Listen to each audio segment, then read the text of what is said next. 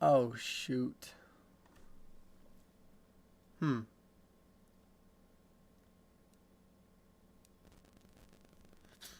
Well, I think this might have gone public. Oh, man.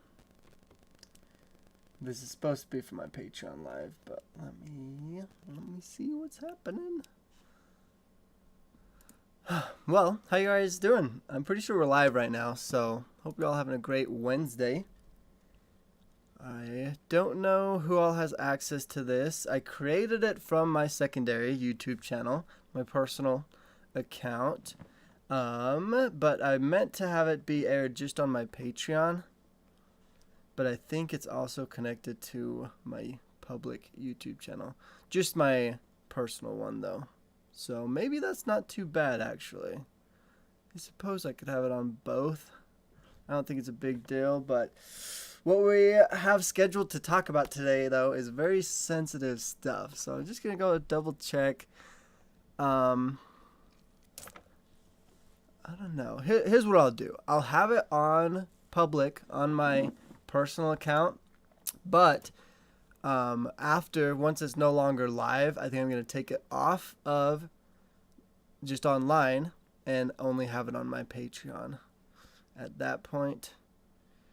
But I suppose for now I don't think it's that big of a deal to have it on YouTube as well, just temporarily. But okay, sweet. So it looks like it's working. If anyone's here, if you could put a comment in the comments or in the live chat, actually, just to make sure everything's working. I changed a few things because I've been messing with my software so I can actually show clips today, because I think that's really vital to what I want to talk about, because I've been really trying to expand my horizons. I'm trying to get into the door on doing more interviews, reach out to more people, get more people on my YouTube channel, as well as just diving into other people's YouTube channels and different topics and what's going on everywhere.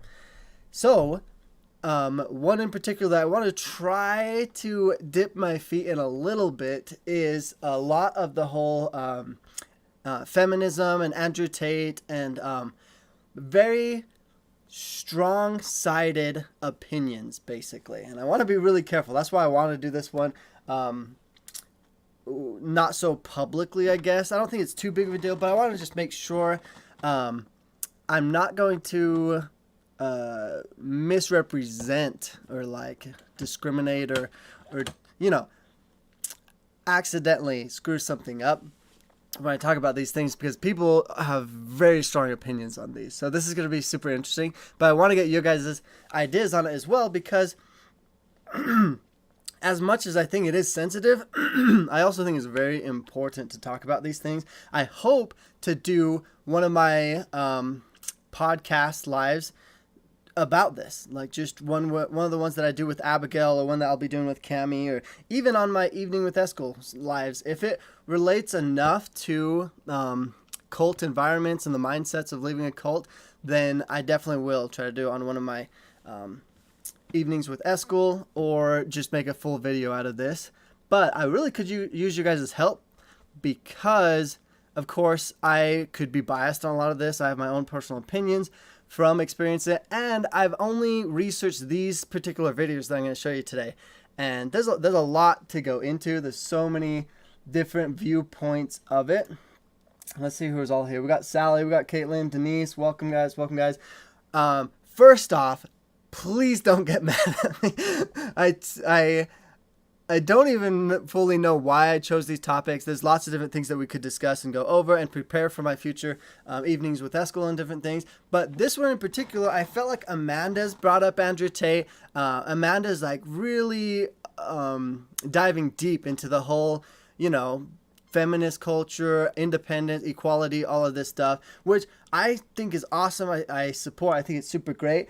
I myself have been trying to word my opinion on that a little bit more without it being so putting people off, because I do have a little bit of a different opinion. I don't know. I wouldn't necessarily consider myself a feminist, but growing up with my sisters, I feel like I've been able to see both sides a lot more and to be very understanding to both sides.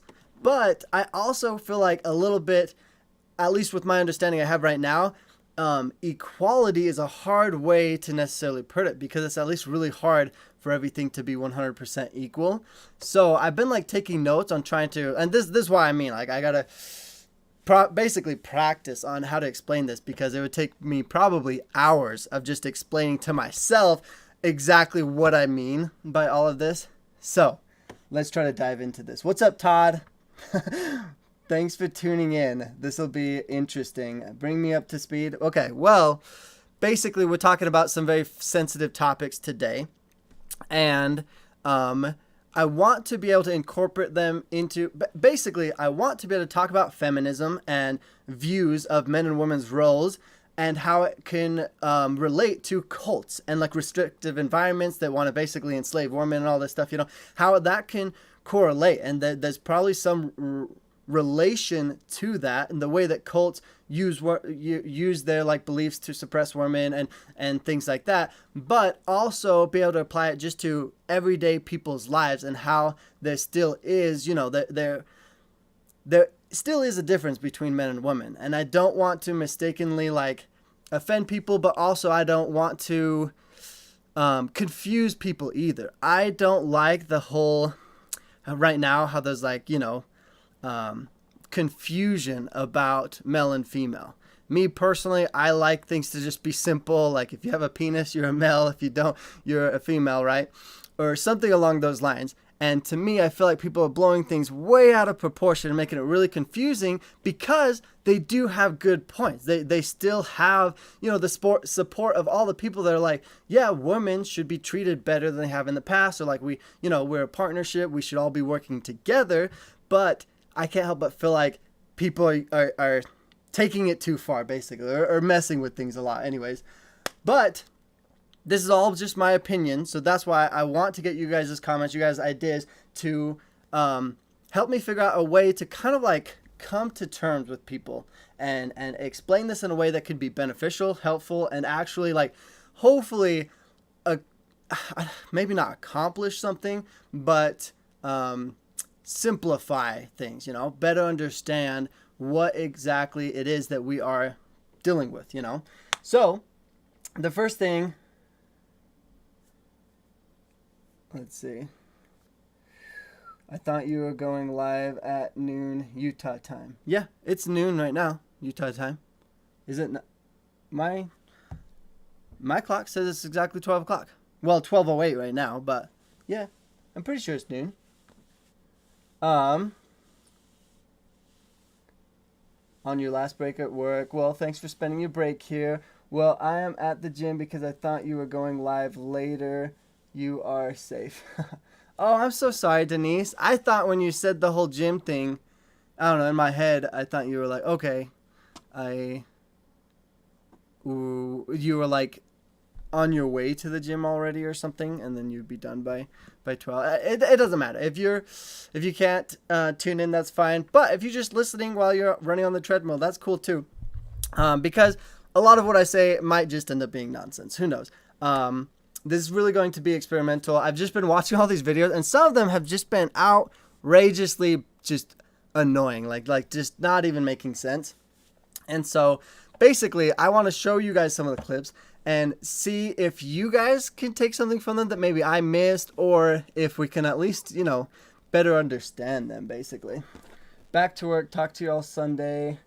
Oh, yeah. Sweet. Thanks, Caitlin. Have a good one. Have fun at work. It's 2:08 in Florida. Oh, Georgie Ann. That's cool. 2:08 in Florida, so you're 2 hours ahead of me. Nice. I'm sitting in my car before work at noon. Nice. Sweet. Okay, well, let's just dive into it. I'm just going to show you. First, we're going to do, what's his name? Piers Morgan, Uncensored. His stuff is cool just because I love that he's an advocate for not censoring stuff. And that's me 100%. I like that anything and everything can be spoken of, which inevitably I think is going to mean I'll probably say dumb stuff at time. But I think that's okay. Like, that's going to happen. I'm going to learn from it. and we'll go from there. So we're gonna watch. What's his name again? Piers Morgan talking with Andrew Tate, and just look at this chaos. I'm also gonna try a new feature in this little app because I want to try to show the screen and see if it can show both. Oh shoot. Hello. Bam. Okay. So, oh wow. Yeah. Okay. I think my face might be kind of annoying. Do you guys see both? Is it showing you guys both the Piers Morgan Uncensored and me? That's what's showing me on my end, but interesting. Well, we'll just try this, and we'll also be testing out to see if the sound is working too. So let's give this an attempt really quickly. Let's see here. We got Feel Like a Fade. Hey. Yes, both one on top of the other. Okay, is that annoying? Should I fix that, or is that enough for you to? Because I think mostly we need to hear it. So let me play a little bit of it and see what you guys think. Right. Promoting him, helping him make money. I don't think it was promoting and helping him because... Well, it's his podcast. Well, yeah, but I've been on the podcasts of people who absolutely hate me. I've been on liberal left-wing podcasts. I've been on feminist podcasts. Fine. And no, you just sat here saying I would like you to agree, perhaps we can agree on this point, that I'm not a feminist. I go on feminist podcasts. I do a podcast circuit. You're not a feminist? I don't know. What do you think a feminist is? Well, let's not change subject here, Pierce. Stay on the subject. Whoa, he just went right back right there. You're trying to get away from the point because what you did is you're trying to say because I did a podcast, I sanction all of this person's views. And I'm saying I do 5 podcasts a week. I do 5 podcasts a week, and I don't sanction 100% the views of any other person on the planet because I'm an individual. Okay. So let's try and see if you guys can, if you guys can at least hear it. Oh boy, Andrew Tate, huh? Yeah, I mean, yeah. Amanda and I have been talking about him a lot, and it's just been making me like look into more of his stuff. And I don't like his personal content very much, but when he's on podcasts or on interviews, I find it so fascinating because we just saw an example of him completely flip-flopping. He just told him that I'm not a feminist, right? And then the guy says, "You're not a feminist?" And he says, I don't think so. He's like, "What do you mean? Like, what are you saying to me?" And so he just completely, I feel like most of the time when he's talking, he's just talking nonsense. And when he's alone, he can play off that nonsense as like, I don't know, accurate or whatever. But oh shoot, it's still showing dual screen. Hold on. Is that dual screen annoying? I wonder if it is going to have, oh my gosh, why is this? No, we want this one to move up, please, and then move up. Bam. Okay, now it's just me again. But we're going to go back to that, though. So hopefully it's not too annoying being all blurry. What the heck? It's still blurry. Damn it. Huh. I don't know. Hey, Sally. Wait, why is it? You seemed ghostly. I know. My live streaming software, I thought it was cool because I found these new features that would let me like try out switching screens and stuff, but now I'm like, frick, and now it looks like it's playing something. What's being played? Oh boy, here we go. Let's just go to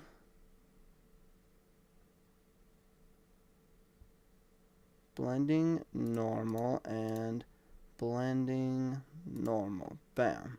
Is that better? Hopefully that's back to normal. And then we'll do order, move up. Bam. Oh, nope, not that one. Order, move down. Bam. Okay.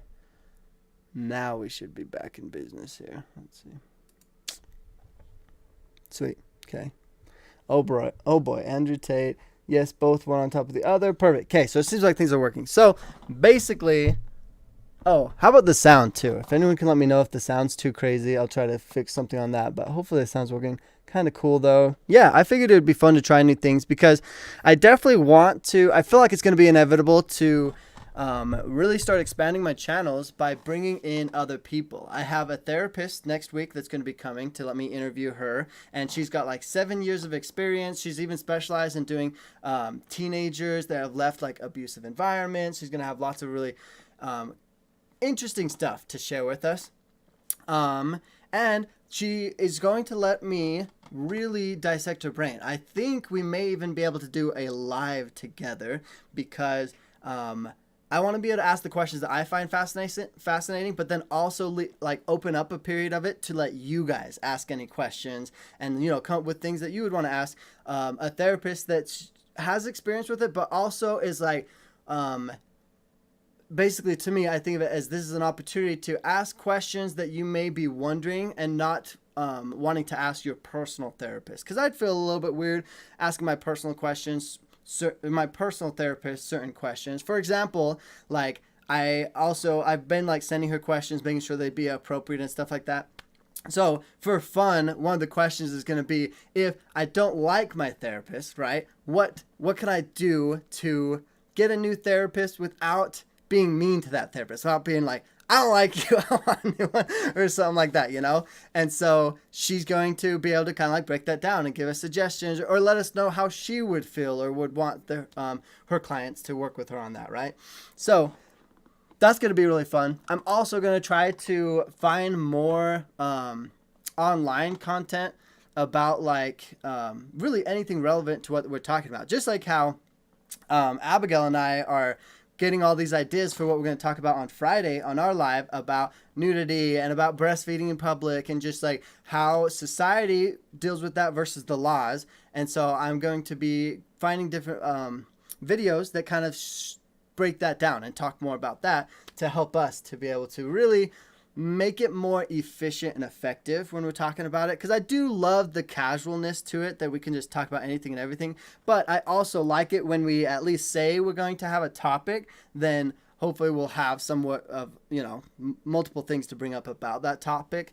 And hopefully that'll make it more interesting. But, well, step 1 is not to view your therapist as someone whose feelings you need to consider. They work for you. It's a professional relationship. Exactly. Yeah, I agree with you. That's a really healthy mindset to have.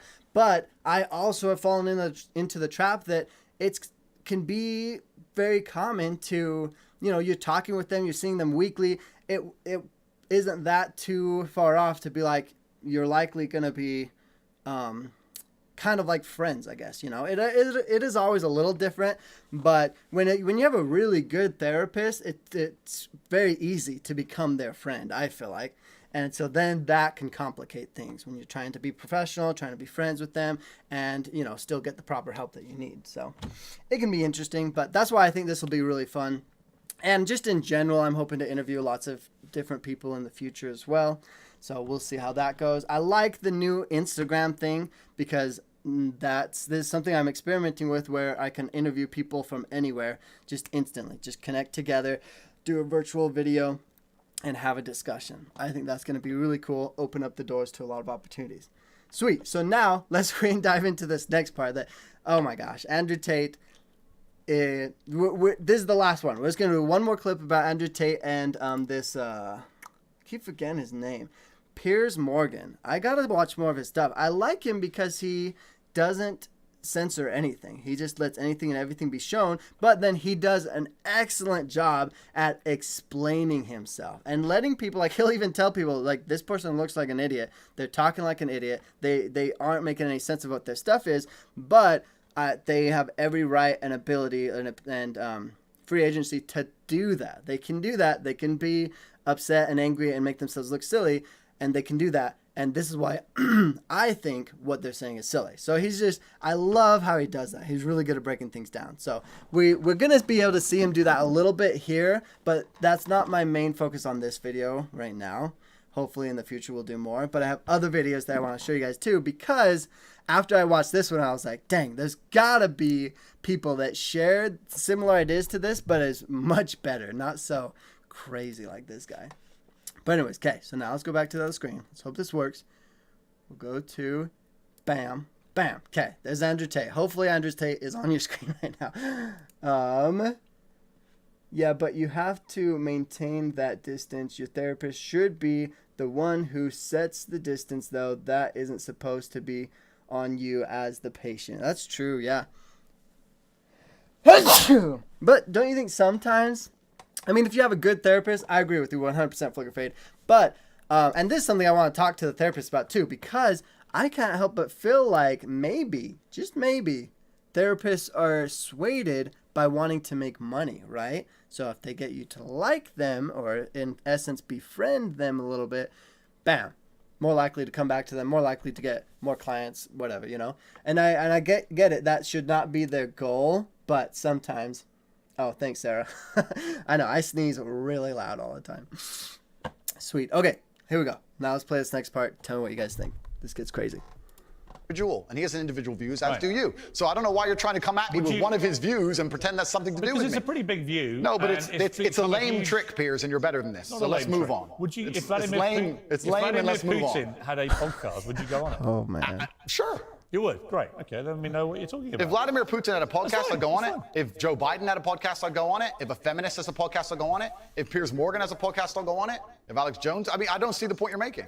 There's no point here. You're digging, but there's nothing to find. Well, I'm not. I'm taking your position that if somebody shows you respect them. I think that. I'm saying there are lots of people in the world I do not. There he goes again. I think that when he just stated that. I would not respect him. That's your opinion, but no, it's my view. What's okay, your that's view? your view. Well, your view is you would. You're sitting here, Piers, saying that I'm on uncensored show, and in your intro you said that it's important that we don't have echo chambers and we have varying and that we have varying opinions. Correct. But then you're saying the people you don't like, you wouldn't go on their podcast. No. So you are a hypocrite. No, I will go on anybody's podcast and discuss any point. I don't think you understand what censorship means, do you? Like a lot of words we've had problems with today. You're just saying what do you think censorship means? No, but the point I'm trying to make here. Hang on.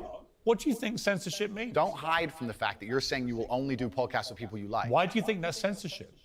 No, that's your prerogative. My prerogative is What does it do with censorship? I'll discuss opinions with anybody, and I've done hard left wing. Why are you not asking me about the podcasts I've done for the people who are hard liberal left wing? By the way, I don't care whether they're left or right. Okay. Extremists to me are all nuts, right? Then we agree. Yes. So perfect. Good. Next subject. All right. Here's my next subject. It's a very serious case. Okay, see, so that's, let me bring us back now. Okay, I hope you guys see what I'm seeing here because, hold on. Okay, sweet, so we're back. What do you guys think about that? Isn't that a little bit odd? Because when I break that down, I say that there's two parts to that, you know? They're arguing about, sorry, hopefully you can hear me now. They're arguing about the fact that who should be on whose podcast, basically, and they just keep throwing shade at each other. Like they kind of sound like little kids arguing and fighting. But you gotta get down to the bottom line, man. Flicker Fade says, I sent you a link to the Vice News investigation report on Andrew Tate where they embedded with him at his compound in Romania right before he was arrested. That I uploaded for Amanda. At times he admits he's just putting on a show and exploiting gullible viewers. See, that's what I come to the conclusion to. Andrew Tate, he must know that he's talking nonsense, right? Like, I feel like you can't say all those things he's saying and not be like, oh yeah, this makes sense, you know?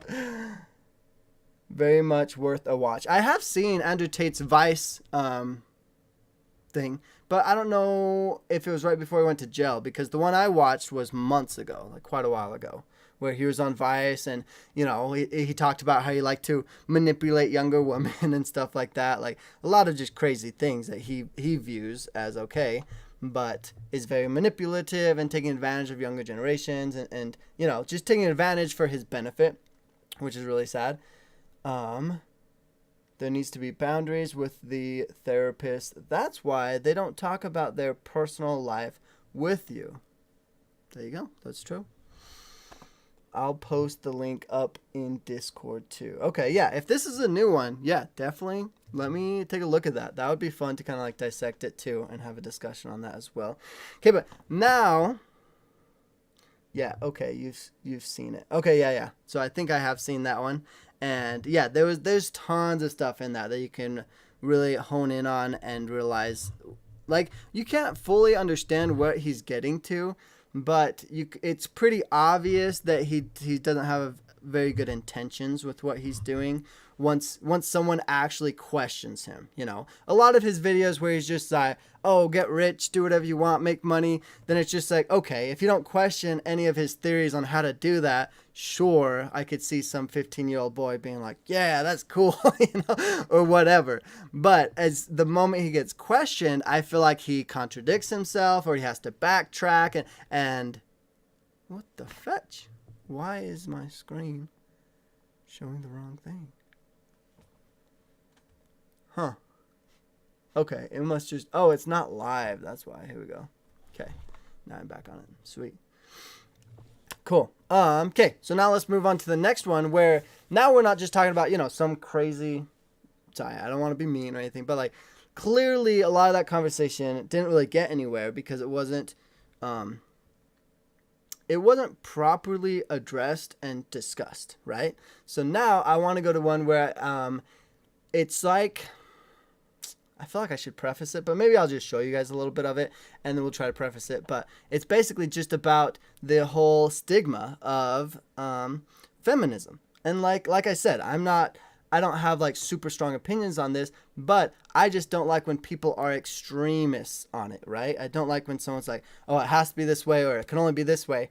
I think everyone needs to be open-minded. And I feel like these people, even though if you look at the history of the people I'm about to show you, they are traditional more or less, but at least in these particular instances that I'm going to show you guys, I feel like they do a really good job at sharing both sides and giving good ideas for, you know, properly analyzing it. So let's go ahead and try this one out here. Let's see. Boom, boom, boom, boom, and bam. Okay, check this out. Didn't exist. Still, even then, most families featured a man who would go out, whether to the fields to farm or the forest to hunt or later to the office to earn a paycheck, and a woman who stays in the home to care for the children. This is a very standard arrangement. The women on TikTok aren't inventing a trend, but rather they're partaking in a way of life that is ancient and enduring and battle-tested. But that's not how the left sees it. As an article on FoxNews.com reports, quote, donning elaborate... Okay, so that's the idea that he's approaching. Hopefully, how's the sound? Can anyone confirm if the sound's okay or not? Hey, sorry I'm late. Hey, what's up, Emily? Right now, we're just... You missed the whole Andrew Tate part at the beginning, but... You don't see me this time? Oh yeah, I just switched it. Shoot, man, why is my sound so loud? I just switched it. See, I'm going to bring it back now. Boom. Oh wait, no. Order down. Boom. Okay, see, so now you should be seeing me, hopefully. Hey, how's it going? But I'm just practicing switching from my window screens to my actual camera screen so that we can... Hopefully you guys are hearing what they're saying too, and we can kind of like dissect and talk about it a little bit. What the? John Billings, what is up? Welcome. Hello. John, we got to do a video together. I'm trying to reach out and ask more people to be on my lives and more people to be in my YouTube videos and stuff. We should do one together. I feel like I always forget, basically, to keep letting you know that you're invited and you're welcome on anytime. So I think it'd be really fun to do one together. Right now, I am trying to cultivate a good video or a live or an idea to talk about the, I guess, basically feminism, you know, the old traditional sense of what's expected from men and women and how, like, because See, I this is why I need practice. I don't know exactly fully how to best like have a discussion on this, but basically I just want to find good ways to talk about this, better understand, first of all, what it is that people expect out of these, out of like relationships in general, and then how to best cultivate them, how to make everybody happy in essence. But there's so many different opinions. The videos that I'm sharing with you in particular are people that are generally traditional and would just be like, whatever, like, you know, the guy goes to work, the girl stays home. But they are, they've been, I guess somebody sent them videos or something, basically being like, hey, there's all these women that want to make their own money. They want to go out and do their own things, right? So they, as old-fashioned people, they're talking about how that is like okay, basically, you know, like there's good that can come from people that want to be old-fashioned traditional, and then people that want new ways of living, that want to be, you know, the bread makers or whatever. And they're trying to, you know, be understanding and bring both sides of the discussion to the table. But a lot of the times when they, as the traditional people, are discussing with the other people that are, you know, feminists, basically, and I hate saying feminist because that's too generalizing, but, you know, the people that would say, no, the girl should go out and work and provide for the family, right? The opposite sides, they oftentimes are being a little less understandable and a little bit more of like an extremist and everything like that, you know? So my question to you guys is if you guys agree, if you guys feel like, oh, one side's being two-sided or not, or if that's just how I'm viewing it, and what you guys think it was good points that have been brought up on both sides. So that's what we're trying to dissect today. Hopefully that made sense. It's going to be an interesting one. But we got Naomi on. What's up, Naomi? Man. Thank God. Andrew Tate is awful. Yeah. Well, the part that I shared was actually pretty funny because he contradicted himself twice in like the 2-minute clip that I showed of him. But I love the guy he interviewed with. I keep forgetting his name. Piers Morgan. Piers Morgan is like a huge advocate for, like, you know, not censoring things, letting people be open-minded, have proper reasoning as to why you want to, you know, encourage the things you want to encourage and stuff. So his has been very interesting. I liked that Andrew Tate was on his podcast or whatever you call it, because he forced Andrew Tate to realize what he was saying was contradicting and that he wasn't making sense. And I feel like that is the goal. That is awesome. I think he did really good on there. It was wild. So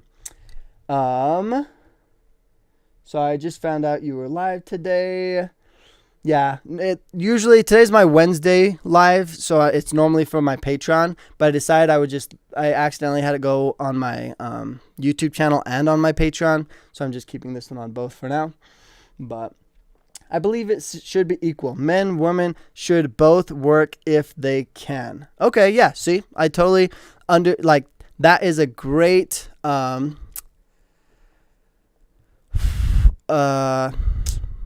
what's the word? Option. There you go. That's what I'm talking about. But we got to also admit that that's not the only option, right? That there's other preferences that people might want within their homes, or like there's so many ways that you can work together and establish a good, healthy homestead. And trying to split everything down the middle exactly equal is one of the options that many people seem to like, you know? That's definitely one that has been tested and trialed and been able to work. Fully Fade, hey Nicole, hey Naomi, hey Emily, hey everybody. Yeah, we got a lot of people on here. This is great. Heather Weather, what is up? Yeah, I'm not a big Piers Morgan fan, but he does do a good job interviewing people and challenging them, which I appreciate. Exactly, yeah. And that's the thing. You don't have to be a Piers Morgan fan or whatever. I don't even know if I'm a Piers Morgan fan specifically. I just know that in this interview, I really liked the way that he did it. He did a great job, even though I did point out there was parts of the quarrel going back and forth that made them seem kind of childish because they both argued back and forth, which maybe when you're super passionate and it gets super heated, that's kind of inevitable. I try really hard to make sure I don't let myself get heated, I guess. Sometimes I do get loud and I'll get a little bit maybe obnoxious or try to talk really fast because I'm trying to get a point across and stuff like that. But I try my best to make sure it's at least, you know, understandable and like respectful to the other person I'm interviewing or talking about or whatever.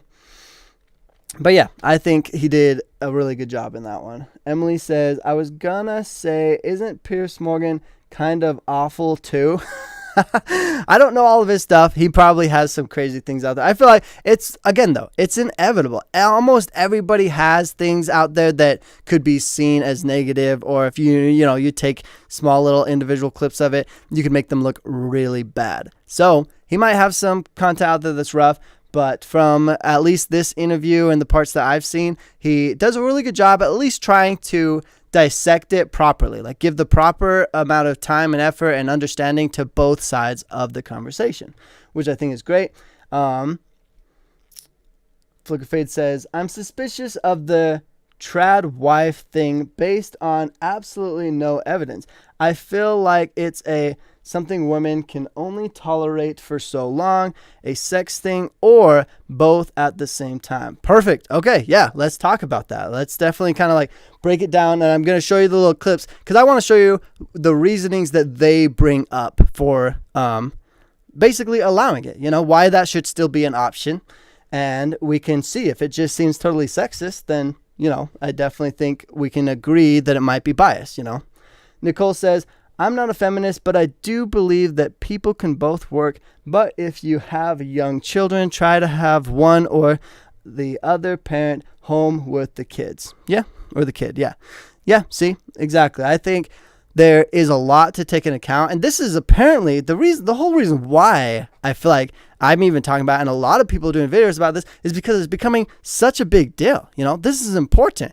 So many people literally deal with this. Like, this is a struggle to figure out how to get along with their significant other, especially when there's kids involved. How are we going to balance this out when, we don't want either one to feel trapped or feel like they don't have a choice or like the other person's demanding things from them, It has to be like a communication between the two that they can both happily agree on and be able to work together with, Let's see.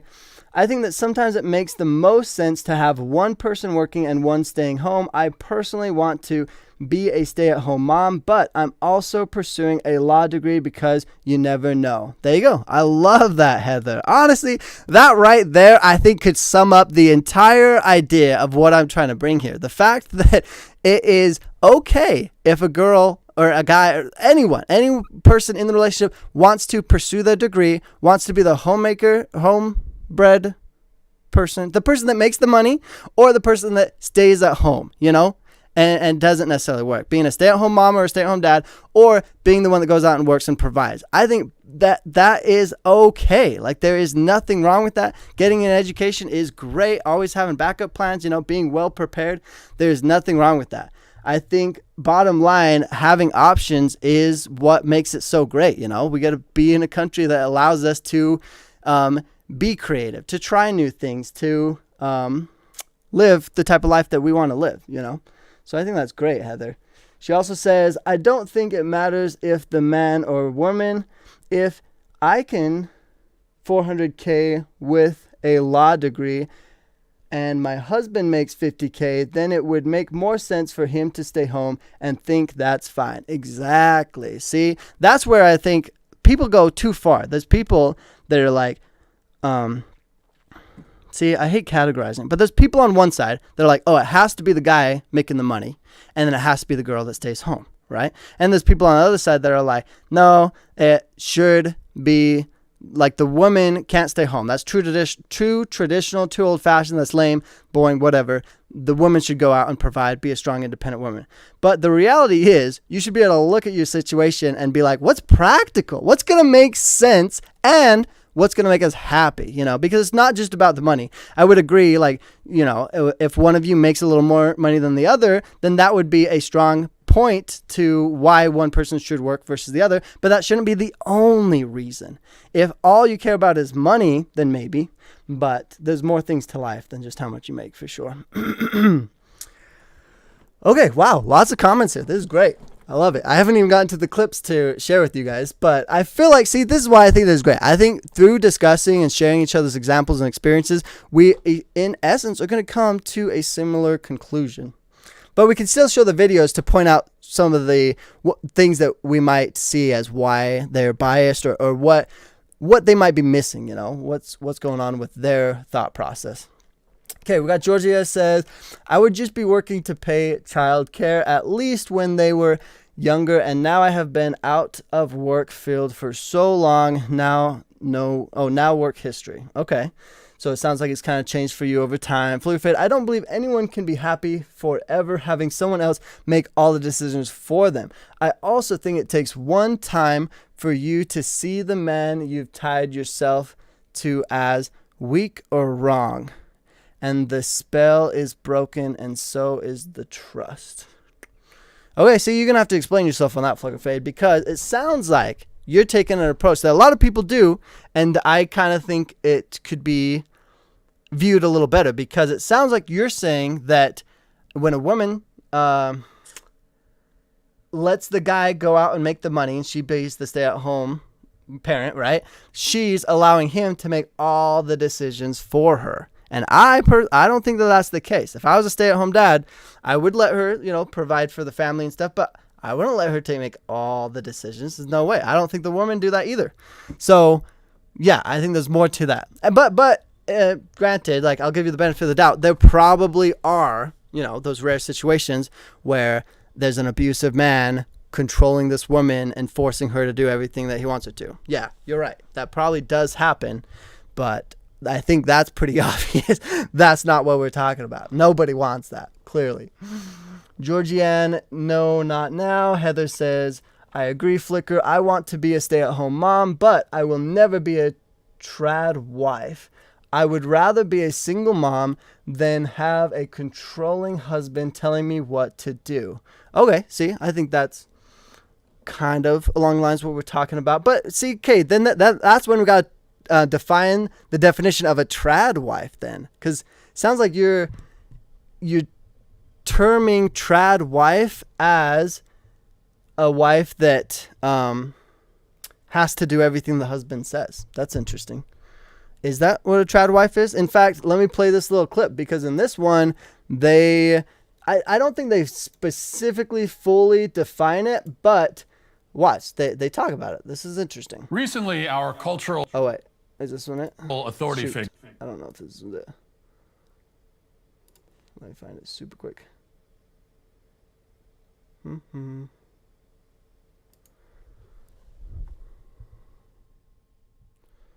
I thought I was a little bit better prepared, but I think this might be. But happened to actually be a man, then she, or he in this case, would be revered as a bold and powerful woman daring to live her life as she wishes. The problem with the actual real woman living this way is that she, again, is normal. And while they shame normalcy as perverse and they treat perversion as normal, they somehow have succeeded in convincing many conservatives to not respond in kind, as we should. So they will openly call stay-at-home moms a fringe subculture, while insisting that we must never use such language to describe lifestyles that are actually degenerate. And again, many conservatives willingly play along with this. They will. Okay, see, I think that right there we could talk a little bit about, because that wasn't the clip where they talk about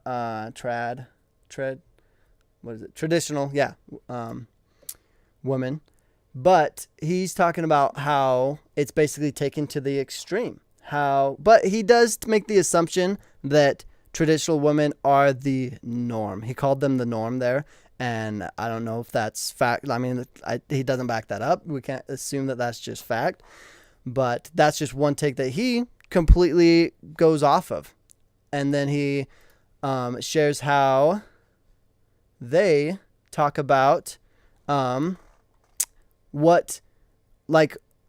he kind of brought up a little bit about what I was saying in the beginning. They assume that just because it's not traditional, or it's back in the day it used to be, you know, that the woman would stay home, then they want anything but that. They're biased to the opposite stance, right?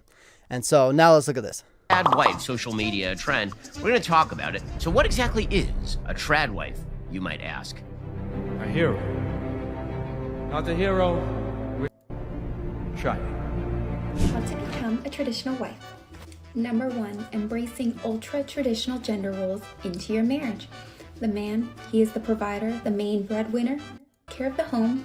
She takes care of herself and she does the cooking and the cleaning. If you marry a guy who in your dating life, he showed abusive and control tendencies, this is a disaster waiting to happen, because when you become financially dependent on this man, he will abuse all of that. So make sure that you take your dating life very seriously.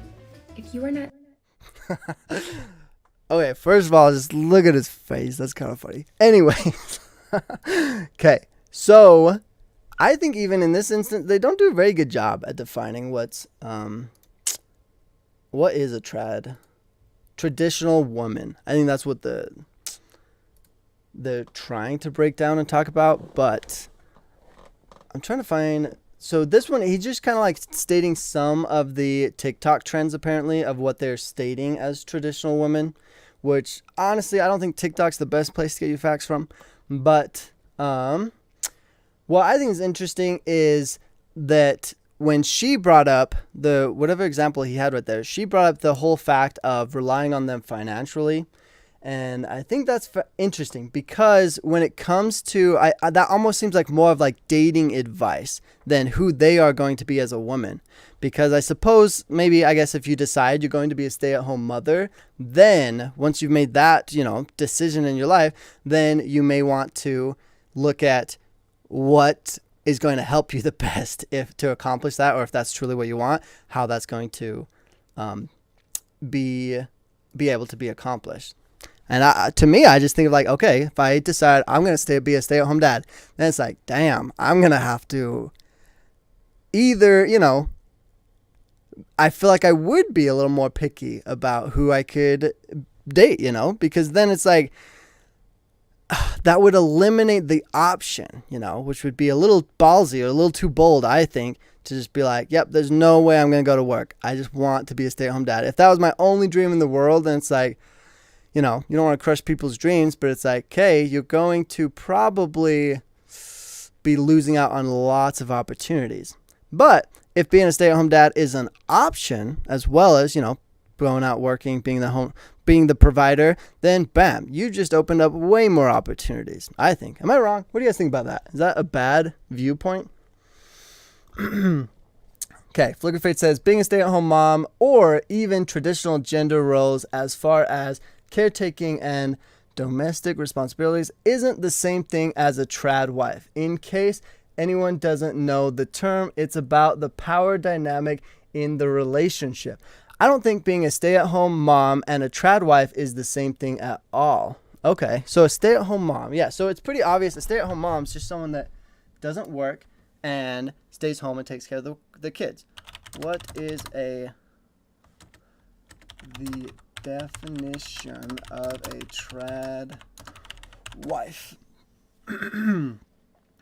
Okay, so a trad wife or a traditional housewife is a Western culture typically denotes a woman who believes in traditional sex roles, defining the roles between the two genders. Okay. In a traditional marriage. Okay. So to me, a housewife could be a traditional woman in essence, but a traditional woman must be a housewife probably, right? Is that kind of making sense a little bit? Because if a traditional woman or a trad wife is just someone that believes in, how did it word that? Someone that believes in the traditional sex roles between the man and the woman, male and female, and in a traditional marriage. Interesting. Okay, so I think we could break that down a little bit. But yeah, so it sounds like obviously they could be different, but at least one of them correlates with the other. Because I guess if you believe in the old-fashioned roles between man and woman, then you would be a stay-at-home wife. So if you're a trad wife, you would be a stay-at-home wife. But if you're a stay-at-home wife, you still wouldn't have to believe in all of those traditional roles, I would assume, right? You could be a stay-at-home mom, but still work part-time, or be a stay-at-home mom and still what? I guess, I don't know. Can you be a stay-at-home mom and still work? That's basically kind of what my mom did, but not really. My mom worked. She was a stay-at-home mom and worked when she did daycare. She was able to do it from home, I suppose. Yeah. But I don't know. That's interesting. Yeah, what do you guys think? Let's read some more of these comments. This is getting interesting. Okay, Emily says, the traditional wife kind of does stem from a traditional gender role, though they're both rooted in an unequal power dynamic. Okay, see, this keeps being brought up. Power dynamic. I think that's something we're going to need to break down a lot, because what if that is the key issue there? This is some sort of power issue. Like, is it the fact that men, I'm pretty sure guys in general probably do have more of a tendency to try and, like, you know, demand dominion or have, like, want this sort of power or whatever, you know?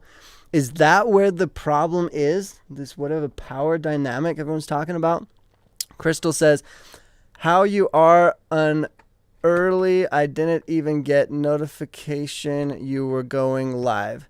Yeah, I don't. Well, this is on my second channel, and it's technically my Patreon live, so that's probably why it didn't notify. But yeah, I try to give alerts on my Patreon when I'm gonna go live. But yeah, right now, it's just on a different channel, so it wouldn't be my normal. It wouldn't notify you like my regular lives would. Okay, Emily says, definitely stay-at-home mom doesn't equal a trad wife, though. They can overlap for sure, but are not the same. Okay, yeah, I feel like we've been able to agree on that. That sounds like they can overlap, but there's at least the way people view them are very different for sure. Heather Weathers says, the way that I would do it is, let's say the man works a Monday through Friday, 9 to 5. And I'm taking care of the house and kids. Anything outside of his 9 to 5 would be split 50-50. Both have access to money because we're both working. Nice, okay. Oh, both working. Wait. Oh, so you would work on the weekends? Is that what you're saying? So you're saying taking care of the house and the kids counts as your work, right? Because I think that does. That definitely, you cannot discredit the amount of work that caretakers do, 100%. Flickerfade says, yeah, the husband makes all the decisions, controls all the money, sets all the activities and schedules, etc. The wife is not supposed to argue with or contradict the man. Now, what does that sound like? Now, that sounds like a cult. I personally would not, if I heard that, what Flickerfade just described, I wouldn't be like, oh, that's a traditional housewife. I'd be like, what? No, that sounds like a cult. That sounds like a power-hungry, aggressive man submitting, this, basically taking advantage of a girl, right? So if that's what people are terming as traditional housewives, then that's messed up for sure. Nicole says, I agree with you, Heather Weather, because it should be equal for all. To an extent. I still would put up the debate that I don't know if it would fully be equal. I know that you can try your best and work hard to try and have an equal environment, but I don't know if it's necessarily equal all the time. Heather Weather says, also, trad wife actually has a lot of connotations that people like Matt Walsh won't bring up. Who's Matt Walsh? Is that the guy I showed? Matt Walsh. Oh, yeah. That's the guy I showed in the video just barely. Okay. Good to know. Yeah, you could tell Matt Walsh is definitely more one-sided than he tries to give off, that he considers both sides, which he does. He does a great job at pointing out both sides. But, yeah, you can clearly tell he's a little more one-sided than the other, which is okay. I think that's inevitable. People can, be biased. People can have their opinions, and that's fine. I just love it when we can notice that. I think it's important to know when someone's being biased, but not to shut them down because they're being biased, Emily says, sounds like the patriarchy. Yeah, I would definitely agree that that's more of a control type of issue. Sarah says, I think Ben is so entertaining. I love how he looks into things. Ben. Is that the other guy I showed? Ben Shapiro. Yeah. So Ben Shapiro, you're right. I agree with you 100%, Sarah. He is fascinating. He talks really fast, which I find that entertaining for sure. And he likes bringing up his points on everything. I think he does a really good job at it. Sarah also says, I don't feel like a traditional wife has anything to do with neo-Nazi. Neo-Nazi.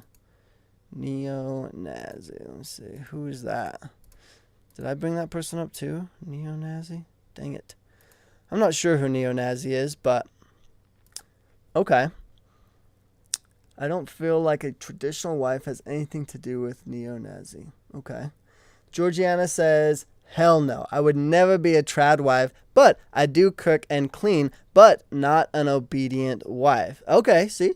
That's interesting. First of all, I think it's fascinating that Georgianne has a very strong hell no to that, like that. There's no way I'd be a traditional housewife. So you must have a very well-defined definition of what a traditional housewife is to know that that's absolutely for sure not what you want to do. Now, you still what'd you say? She still cleans and cooks, but not an obedient wife. Okay. Yeah, so it sounds like you have your own agreement with your partner, and apparently cooking and cleaning for you is something that you've deemed like worth it to do, and that's fine for you, and that's what you and your partner has agreed upon, but not other things is what I'm alluding to when you say not obedient. But okay. Heather says, a traditional wife, no. Trad wife, yeah. The term trad wife is community, and traditional wife is a nondescript label. What? Trad wife is traditional wife, is it not? Trad is just short for traditional, right? Are they attaching two different terms to traditional wife and then to trad wife? Are they really separating that?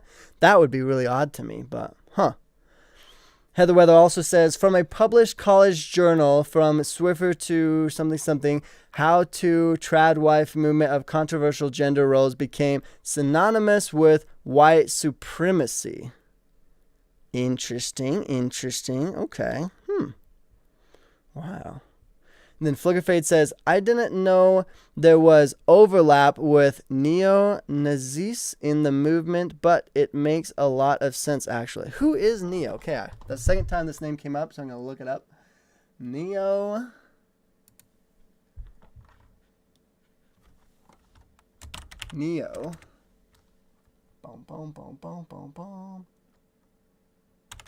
Nazis. Okay, let's see who this is.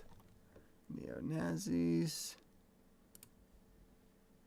Oh, this is a term? This isn't a person? What in the world? Neo-Nazism comprises the post-World War II social and political movement that seek to revive and reinstate Nazi ideology? What? Oh my gosh. And employed their ideology to promote hatred and racial something. Wow. That is crazy. Okay. That's scary. Okay, see, so this is important. I feel like if there's one thing I learned today is that just saying the term traditional wife or trad wife, which might even be completely different than saying traditional wife, people can literally associate that with neo-Nazism. Nazism. And that sounds horrible. Nazi ideology. Wow. See, that's why I'm like, yeah, it's probably important to be pretty careful about what you say. That's scary. Because before I had this conversation with you guys, I probably would have been like, yeah, traditional woman isn't a big deal. I think there's nothing wrong with that. But if people are going to think that I'm saying, oh, being a traditional woman is great, and that's the same as me saying, oh, Nazi ideology is great, then I'm like, hell no. Like, what? This is good. I'm glad I looked that up. That's interesting. See, learn something new every day. But that's also interesting to me how did that make a connection? How did Nazi ideology correlate with trad women, right? Is that not a bit of a stretch? Let's see. Sally says, interesting topic, but I have to finish later. Gotta go to work. No worries. Have a good one, Sally. Heather Weather says, exactly, Eskel. That's why I don't think a stay-at-home mom is a trad wife. You could be a stay-at-home mom and not conform to gender norms outside of that. I just love caretaking, not misogyny. Okay, see, now I gotta look up misogyny. No, this is great. I'm glad you guys are so much smarter than I am. Let's see. Misogyny. Because, yeah, it doesn't sound like I would want to submit to misogyny either. Dislike of, contempt for, or ingrained prejudice against women. Okay, yeah, that's definitely an issue. Prejudice. Okay. Yeah, I think that alone is enough of a statement to be like, that's not something that you want, because that's just being biased. Why would you just completely disregard an entire gender, and assume, that they're not as great as you, or be prejudiced against them? That doesn't make sense to me. But I gotta proofread my messages. LOL. I'm getting so into the typos are flying. Yeah. Well, I'm glad you're into this. I think this is great. We've been getting lots of comments. You guys have taught me a lot, actually. This is great. See, this is why, perfect example as to why I need to go live with this smaller group with you all to really cultivate my ideas. So now when I come out with my video on this, it's going to be way more informative, way less, harsh, I know I'm going to know how to not make people think I'm a Nazi supporter or something, and get my point across with much more clarity. This is going to be great.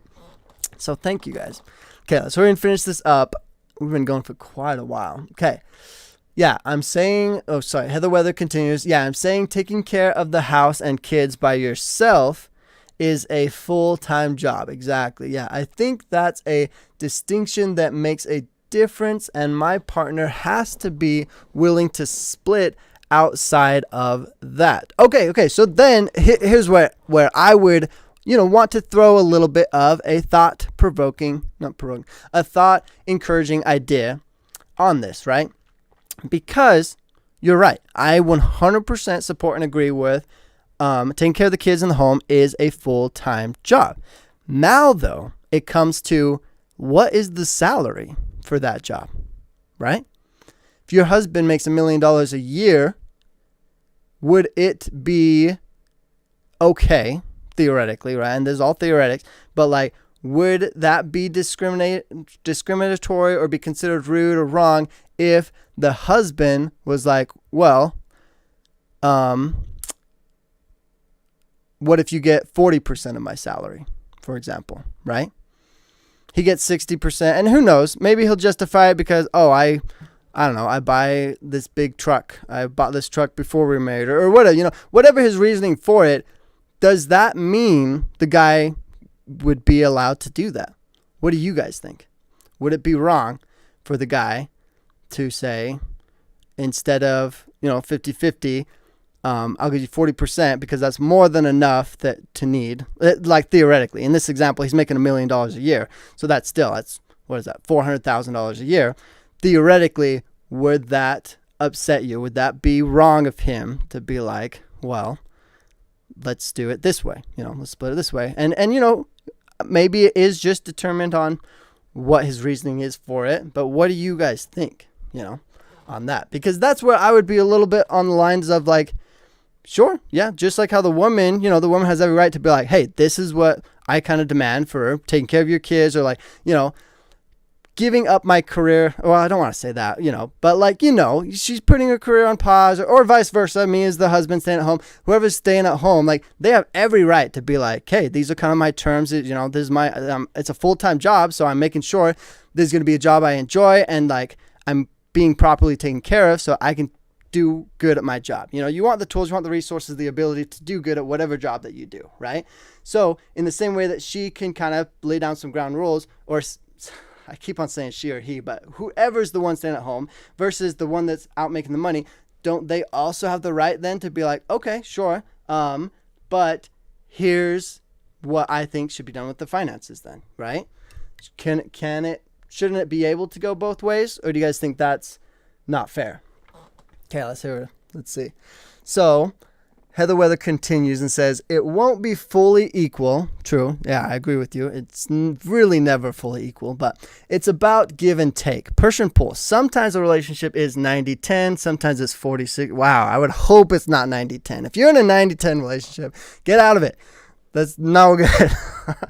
But 40-60, I think that's more realistic. Sometimes 30-70, but it's about knowing strength and learning and leaning into them as needed. Yeah, adaptability. You have to be able to adjust. If you think you're going to set the ground rules at the beginning of your relationship and it'll stay that way forever, then you don't understand relationships. I'm sorry. That's not the case. Okay, Sarah says it's not a person. LOL. What's not? Oh, you're right. Back when I thought about the whole, what was the term? The Nazi thing. Georgianne says, I make my own decisions and I do what I want. I don't ask him first. There you go. I think that's one thing people need to understand. Relationships are about becoming one and like becoming united and coming together, but you will never get rid of your personality, your individual aspects of who you are. That'll never go away.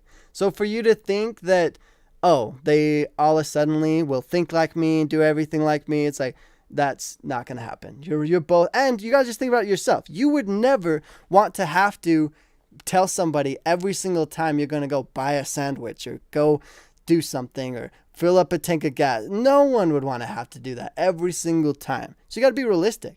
Your partner's not going to want that either. So whatever terms or agreements you guys come to, you got to make sure it's something that if the roles were reversed,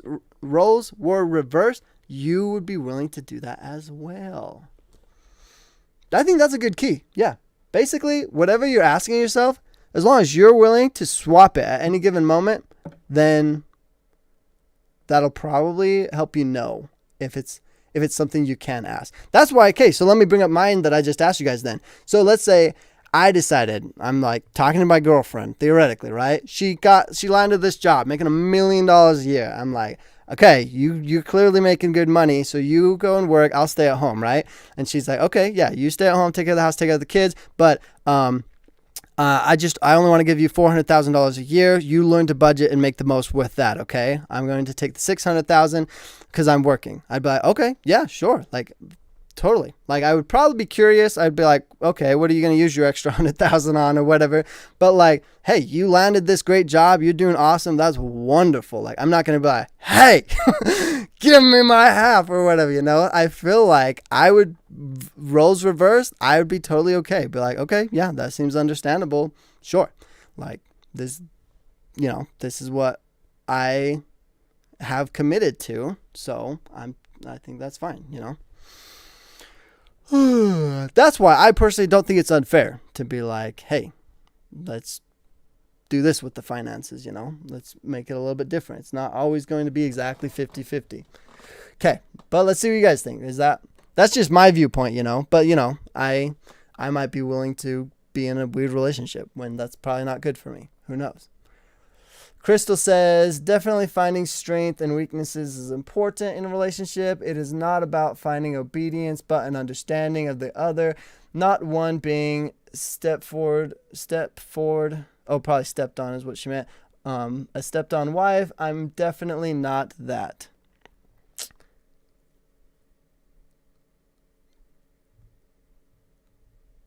Yeah. Nice. Good point. And those definitely should be discussed, hopefully early into the relationship. Heather Weather says, LOL, I can talk to you about this, Eskel. Trad wife is distinct from being a traditional woman. Okay, so it is different. Interesting. So we'll have to figure out what the real definition of trad wife is and then what the people interpret the definition of trad wife is. Sarah says, it kind of makes it sound like the lady is being a kept woman. it's our money. Ha ha. True. That's true.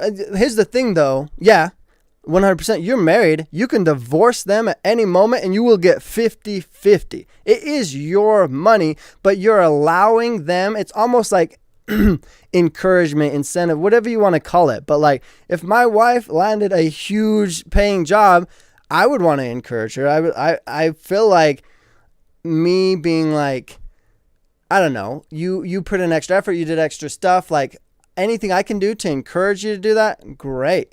That's awesome. I don't see anything wrong with that. But maybe there is. Am I missing something? Is that because when you say a kept woman, I would hope that that's not what it's would translate to, me allocating some of the finances or me allowing my significant other to allocate some of the finances somewhere else. I wouldn't see that as me being like, oh, I'm just your property. I see. I just am now your housekeeper and this is the salary for keeping your kids and taking care of your house. Like, no, that wouldn't instantly make me go to that way of thinking.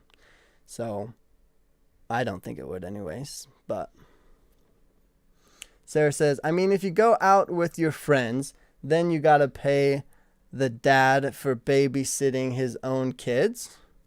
What? You talking about your significant other? So you mean? Let's see. I mean, if you go out with your friends, then you got to pay the dad for babysitting his own kids. No, that wouldn't make sense. You would pay. Oh, unless you're talking about your actual father. You're talking about like the grandparents? Or you're talking about the kid's dad. Your significant other should obviously be able to take care of the kids as well, right? I don't necessarily see why you would pay them. But Georgiana, I would be fine with that as long as I can make my own decisions without permission. Yeah. Yeah, see, and see, that's what people will need to define. Some people would prioritize like financial decisions, being able to make the finances, the official decisions over what the money is. Like theoretically, let's just put an example out there. I'm sure there's some people that would be like, oh, rather than when all the money going in a pot and we together have to like, okay, budget for this, budget for that, this, that, whatever, I would rather my significant other take all the money, give me, whatever a budget is, and then I'll just work with that. Like, you make sure you take care of us. You make sure you got the mortgage. You make sure you got insurance or whatever, you make sure you take care of that. But then again, it could be the opposite. The other person might be like, no, you take care of the finances. So that's where you have to be accommodating. You have to be able to be like, okay, what do I value more? Do I love being able to like have a control and have a say so that I'm willing to budget and make sure that we're good so that I can, put aside splurge money because I just love splurging or whatever? Or you're the type of person that's like, I'll live on a budget. I'll scrimp, whatever. Just don't make me take care of all this stuff. Just tell me what I can afford and what I can't afford. I guarantee you there's people that are on both sides of that. So that's got to be between you and your partner to decide what's more valuable to you. And the honest truth is maybe you both value the same things, and then you're going to have to do some of the things that you don't want to do. You might have to budget. You might have to figure out how to get a cheaper rent place or something. You're going to have to be able to adjust and adapt, and it's not always going to be exactly what you want. You're not always going to be able to be like, I want this much money and this budget or whatever, and you take care of everything else or whatever. You're going to have to be able to accommodate for each other. But I feel like that's life. That's inevitable. That's something that would happen whether you're talking about just like any relationship ever, traditional, non-traditional, whatever. So Eskel, 90-10 is always a possibility, specifically if health issues go into play. Yeah, okay, see, that's a whole nother thing to consider because, yeah, when you're older, there's definitely, someone might break their hip, someone might Alzheimer's is a huge thing. Someone might not be capable of doing certain things. And you got to make sure, bottom line, at the core of all of this, there is love there. There has to be, that motivation and meaningful relationship to make all of this worth it, I feel like. Because, yeah, if you're only in a relationship because you want exactly 50-50, you're only willing to give 50, you want to make sure they give you exactly 50, then I feel like that's just the wrong mindset to go to. And you're right. You're 100% right. Maybe relationships sometimes will end up being 90-10, right? And so that's why you have to make sure that's worth it to you, that you actually love the person, that it's a situation where you are willing to, give to this relationship, really. But going into a relationship with the expectation of 90-10, I think could be bad. But again, that's just me. Who knows? I love you guys' comments, though. This is great. Oh my gosh. So many good things to consider, man. All right, we got Heather Weather again. She says, yes, exactly, pumpkin spice. I'm not saying it's like 90-10 for no reason or for time for time and all eternity. It does happen though, and doesn't mean it's a bad relationship. Exactly. Yeah. So if it does evolve to a 90-10 or temporarily get into those situations, of course, totally fine. But if you are starting a relationship and the expectation is 90-10, that's where I think the problem is, Of course, unless there's if you're marrying someone that has a disability, then obviously, you already know that there's going to be that catering to a little bit, right? But, if it's not presented right up front, then I just think it would be really odd to be like the expectation is 90-10, right? Pumpkin Spice says, when it comes in pay, it all depends on how much you are earning. Well, yeah, of course. Everything does, because you readjust it. If you have a significant other only making $25,000 a year, then you probably can't just be like, okay, I'll just live off of 50% of that income and we'll just make it work, right? That's where it's like, okay, you probably don't even have the luxury of being a stay-at-home mom or something like that, right? You're going to have to adjust. You're going to have to get side jobs or whatever. It's just, most of the time when we're talking about, stay-at-home parents or how the kids are going to be raised, it's when there is a sufficient income, there's already finances that can handle that.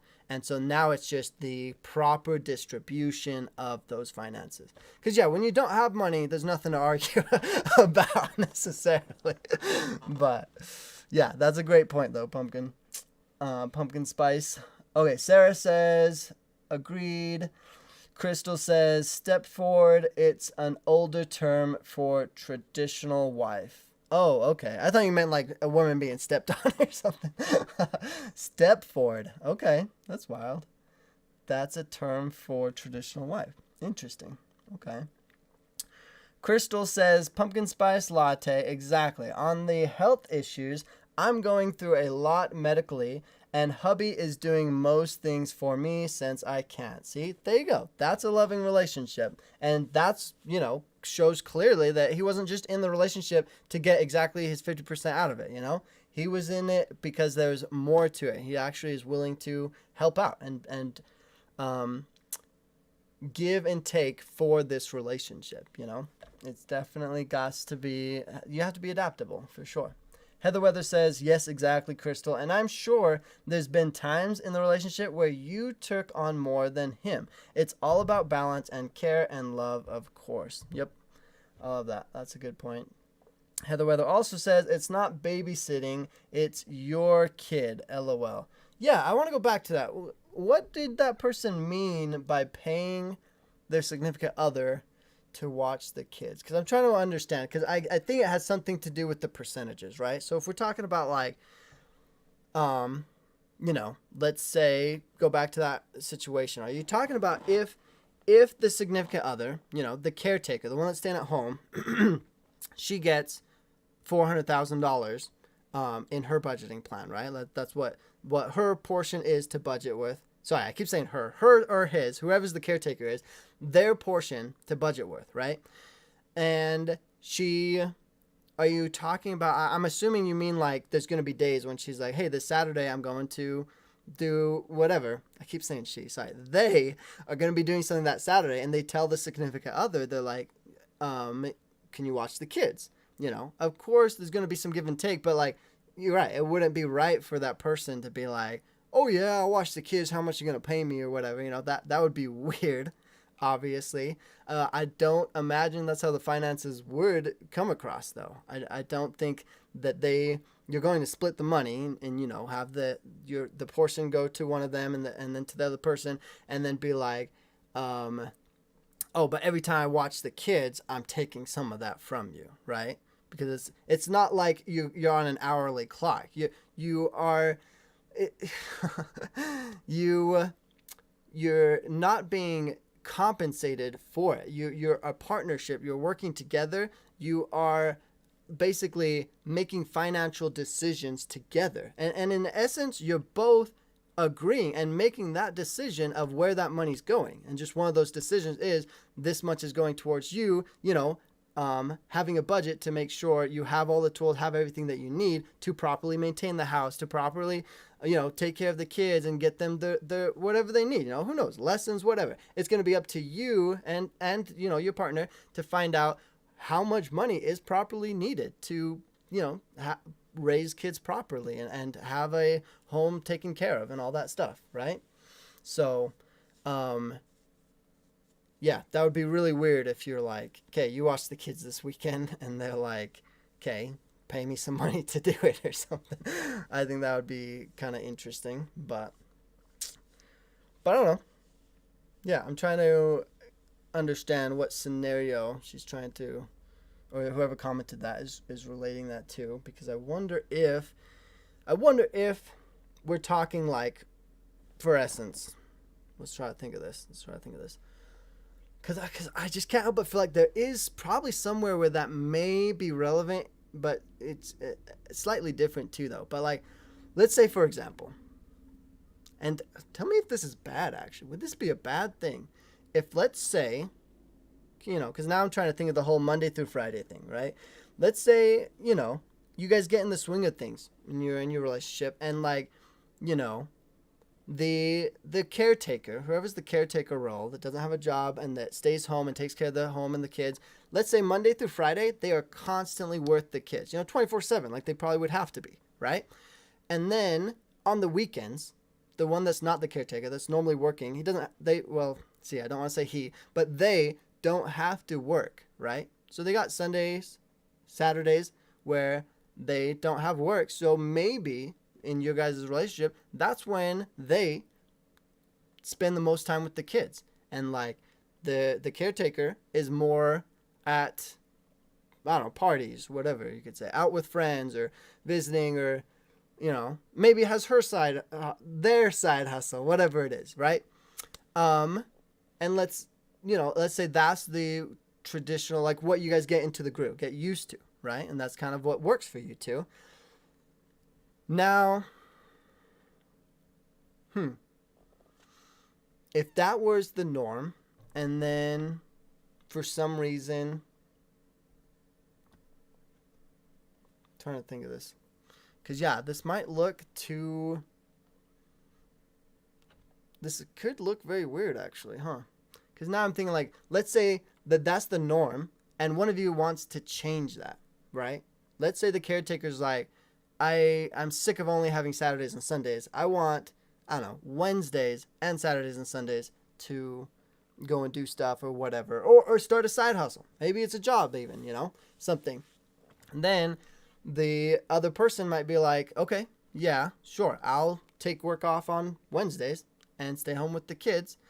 And I won't make as much money, yeah, because I'm taking work off. So like, yeah, whatever the budget we have for, you know, the kids' lessons or all the stuff that we need, whatever, just take that into account, you know, or, you know, make that up for whatever side hustle you're doing, I suppose, or whatever. But maybe it's not a side hustle. Maybe it's just hanging out with friends, which should be totally an option. That should be okay. And then you guys just talk about how, of course, the budget would adjust, but it's not like, okay, well then give me some of the money or whatever. It's just that would adjust, so that's how I kind of envision it. So it wouldn't be you paying them, but it would be the both of you now having less money or more money. Theoretically, you get the side hustle that makes you a bunch of money, and you have more money to redistribute and to rebudget each other's finances and stuff like that, right? That makes way more sense to me than like paying each other for watching the kids or something. But I don't know. Anyways, I think we are pretty much out of time, so let's read the last little comments. that was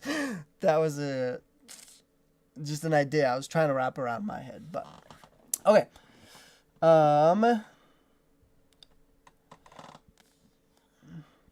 Crystal says, Heather, yeah, I had to a lot a few years ago. Now it's my turn for having to need extra help. I do what I can and he does the rest. Aw, that's really nice. Sarah says, well, you're paying the woman part of your money to take care of the kids and house and be stay at home, but I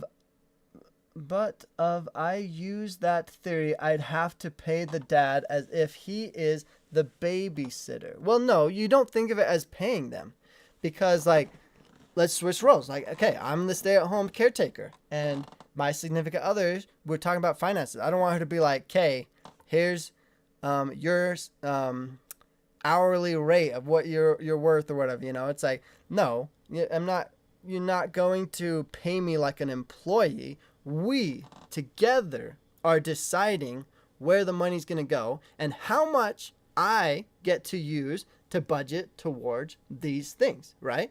Which is, that you can count it as me, sure, my stuff, but really it's like, it's that portion of the budget going towards my splurging spending, my eating out money, whatever, like rather than having to define every category and be like, okay, so, this much goes towards eating out, this much goes towards that. And like, here's the thing, if you're bad with money, then yeah, I totally understand. You probably will need to together help each other, because it's very likely one of you is going to be worse at handling money than the other. So you'll probably need to budget with the other person. I think that's totally fine. But what I'm talking about, like just the portion that they have to allocate to their own budgets or their own expenses, then that's just together. You guys are deciding how much that they are going to put towards certain things. It's not, it's not specifically, oh, this is your salary or whatever, you're not paying them as an employee. You together are deciding where the money is going, if that makes sense. Sarah says, absolutely 100%.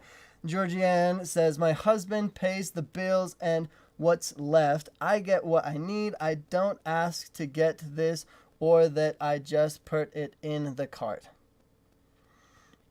Okay, let's read that again. So Georgianne says, my husband pays the bills. So I'm assuming what? The rent, the car bills, what? Is that grocery bills too though? Is that like, you're talking about everything? And what's left, I get what I need. I don't ask to get this or that. I just put it in the cart. Okay.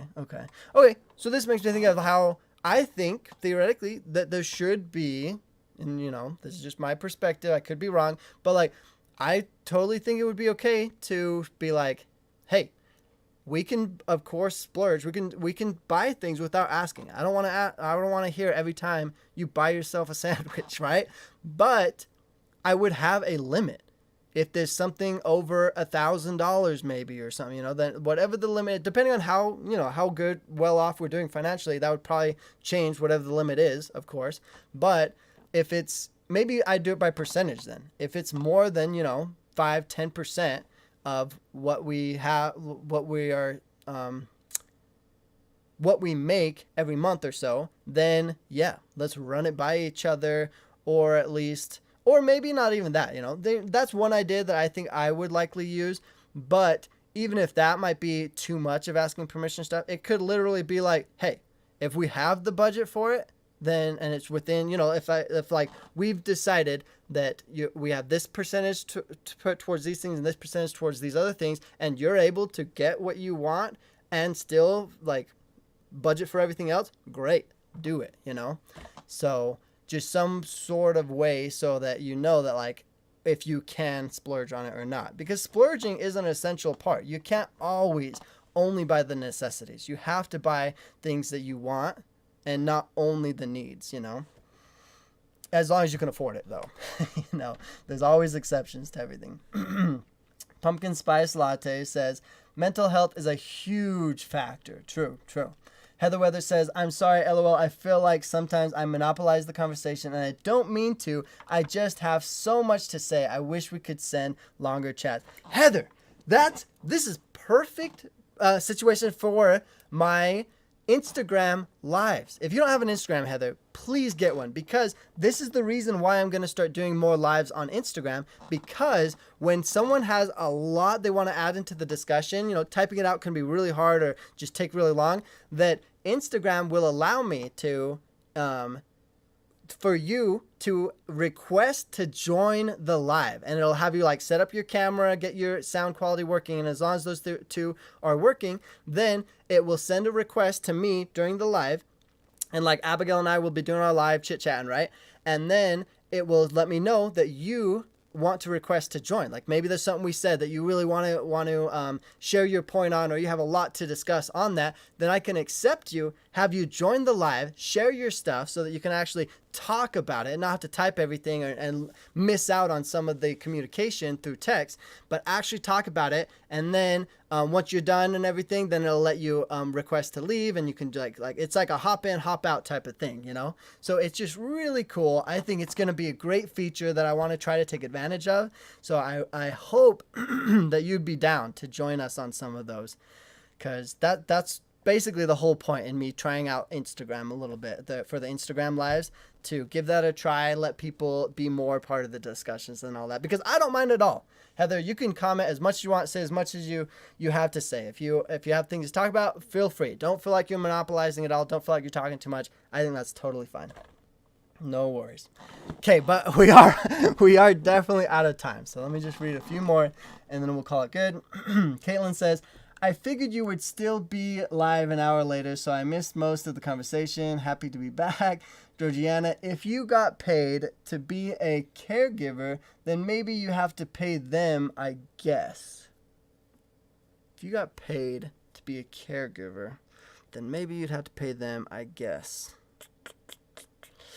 Well, yeah, if you're talking about like reversing, like I've talked about this idea, like what if you and your partner switch the roles, right? So one of you is out working and the other person stays at home. And then, for a summer, the person is like, hey, let's switch roles because like, I need a break, or like I want to test out my new career, or whatever it might be. You switch roles. So for the summer, the other person goes and works and makes the money, and then the other person stays home. And of course, they probably will be making different amounts. So now it'll be like, instead of this person giving, a percentage to that person and to budget with and to take care of everything, now they're switching, and yeah, it's this other person. Now it's coming, technically, it's coming from their paycheck to the other person, but now it's still both of you deciding, okay, now here's our new budget, here's our new income, here's our new distributing patterns for that, right? So I get it what you're saying, the other person paying the other person, because technically, sure, it's coming from one person's paycheck to the other person, but you're not necessarily paying them. It's not a transaction of fees. It is you two allocating the funds. That's all it is. I think that's how I would like to view it anyway. I wish I could type out everything I have to say. Exactly, right? Pumpkin Spice Latte, same thing goes for you. Follow me on Instagram, and on Fridays and Saturdays, Abigail and I are going to be doing lives at least once a week. So I'd love it for you guys to be able to join us for those. And then if you have lots to say, you can request to join and actually be in the live. I think it'll be so cool. Heather Weather says, oh, that's cool. I have Instagram. I'll turn on the notifications for you right now. Sweet. Awesome. Pumpkin Spice says, what? That's awesome it's awesome to hear. Heather Weather, yes, definitely. I just turned on notifications. Emily says, sorry, work gave me a new task to start on. No worries, Emily. Emily says, sounds like I came back for the end. LOL. No worries. I mean, I hope to have more of these. This was a great discussion. This went on really long. I definitely am hungry. I'm going to go make some food. But this was fun. You guys shared some great points, and it's going to help me a lot once I actually do create the video talking about this. But yeah, let's talk more in the future. My next one's going to be on Instagram. I'll be having another live on there on Thursday with Cami actually too. So that's one you guys can pop into as well if you want to. But yeah, thank you guys so much for all the points that you guys brought up. This was awesome. I had a ton of fun. I learned so much with you guys. So I hope you guys have a good one, and thanks for watching. I'll see you guys next time. Bye.